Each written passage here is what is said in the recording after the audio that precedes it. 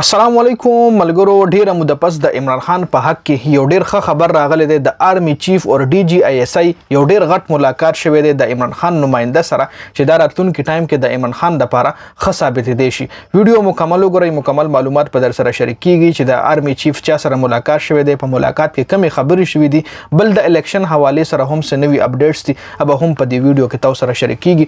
ویډیو خپل هم مکمل وګورئ او مخکې ملګرو سره ضرور شریک کړئ. ډیر وخت پس یو ډیر غټ خبر راغلی چې د عمران خان نماینده سره د آرمی چیف یو ډیر غټ ملاقات شوی دی.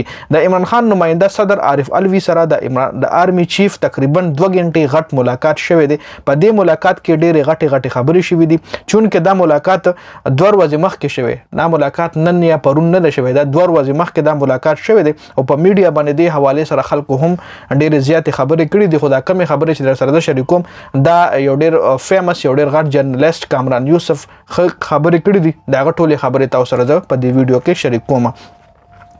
د ملاقات کې چې کومې خبرې شوې دي دا غي ځکه پوره پته نه لګي چې د ملاقات کې صرف 3 کسان موجود وو. کچري تاسو له څوک وایي چې آرمی چیف او ډي جی آی ایس آی یا صدر عارف الوی ملاقات شوی دی، وایي چې دا خبرې شوې نو کمپلیټلی دروغ وي. ځکه د ملاقات کې 3 کسان موجود دي. ملاقات کې چې څه خبرې شوې دي او د چا طرف نه کم پوینټ راوچت کړل شوی دی. اوس د ملاقات کې چې کومې خبرې شوې دا غي پوره معلومات صرف هغه 3 کسان لده چې کم 3 کسان په دې ملاقات کې ناستو. خو بیا هم دغه ملاقات نه پس چې څه شوی دي نو هغه نه پته لګي چې د ملاقات کې کمې خبرې شوې دي.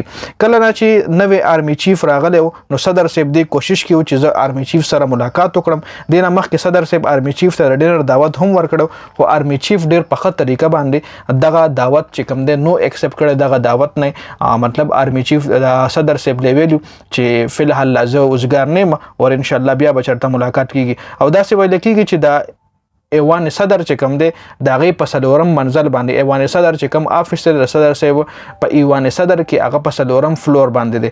نو په 4م فلور باندې چې کوم کله د ملاقات کېدو نو اچانک پته ولګي د 4م فلور نه چې څومره هم د ایوان څومره هم هغه ځکه کسانو کار کولو، مطلب څومره هم ګورنمنت سروینټ نو 4م فلور چې کوم دی کمپلیټلی خالی کړل شوی. بیا پته ولګي دا چې آرمی چیف راځي او صدر صاحب سره ملاقات کوي او آرمی چیف سره ډي جی آی ایس آی هم دی. مطلب دا ملاقات 3 کسان کړه، صدر عارف الوی، آرمی چیف او ډي جی آی ایس آی. مطلب دا زموږ د ملک ډیر غټ، زموږ د ملک مین رول چې کوم دی لکه رټانګي کیږي د موږ د ملک کیږي چې کوم دی دغه 2 کسانو په لاس، دغه 3 کسانو په لاس کې دي. یو آی ایس آی ډي جی، یو آرمی چیف، یو د ملک صدر وزیر اعظم. خو فی الحال زموږ نگران وزیر اعظم دی.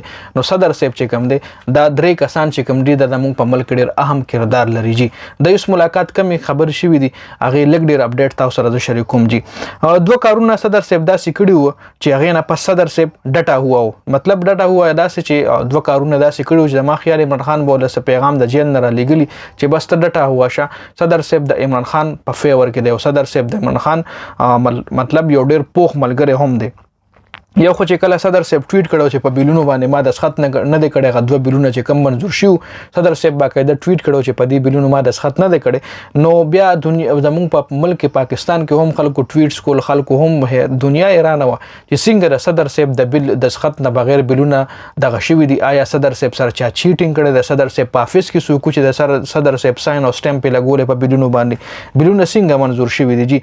یو دغه بیلو دویم کار دا کړو چې په ملک کې زر تر زر د الیکشن شي. صدر صاحب دا بار دا ډیماند کولو چونکه عمران خان هم وای چې الیکشن د زر تر زر وشي.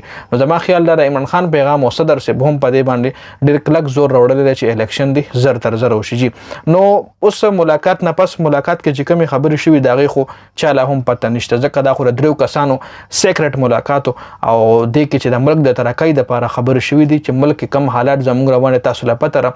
نن په ملک په غټو خارونو کې شټر ډاون هړتال وجي، دکاندارانو بزنسمنانو خپل بزنسونه خپل دکانونه بند کړي دي چې نه کېږي، مونږ لواره نه کوي، نقصان دی، تاوان دی.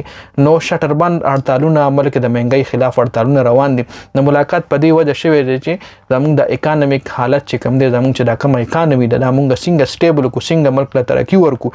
ځکه زموږ په ملک چې دا کم دلګانو کمرانان راشي نو دوی خو صرف حکومت له پاکستان ته راشي او بیا حکومت نه پس بیا لندن لزیر پلار ملک خو لندن دی نو په دې حواله سره د ملک د ډیولپمنٹ لپاره دا ملاقات شوه دی او دا ملاقات سیکرټ دی چې کومې خبرې هم شوې دي دا غي چاله هم پته نشته. خو ملاقات نه پس کم از کم دونه شوې ده چې الیکشن کمیشن چې کوم دی د الیکشن تیاریاں شروع کړې دي. الیکشن کمیشن کې د شي جنوري فروری مارچ د درې میاشتې چې کوم دي د کې الیکشن سره تاریخ سکیجول کیږي. بل جج ابو الحسنات هم د عمران خان حواله سره دا خبره کړې ده چې کله په اٹک جیل کې سنوي و نو ما عمران خان سره چې کوم ملاقات کړو نو هغه ملاقات کې ما عمران خان ته ویلو چې زه جج همایون دلاور نیم او زه یو بریو زه یو بهادر انسان ما او زبرستا فیصله په میرټ باندې کوم. لکه مطلب دا شو چې جج همایون دلاور د عمران خان فیصله فیر نه وکړي په میرټ نه وکړي نو ځکه دغه رنګ خبرو کا جج ابو الحسنات. وربه د تر اوسه پورې د اپډیټس راتلونکي اپډیټس کم هم راشي ان شاء الله تاسو سره په ویډیو کې شریک کیږي. ډیر زیات مننه جی والسلام.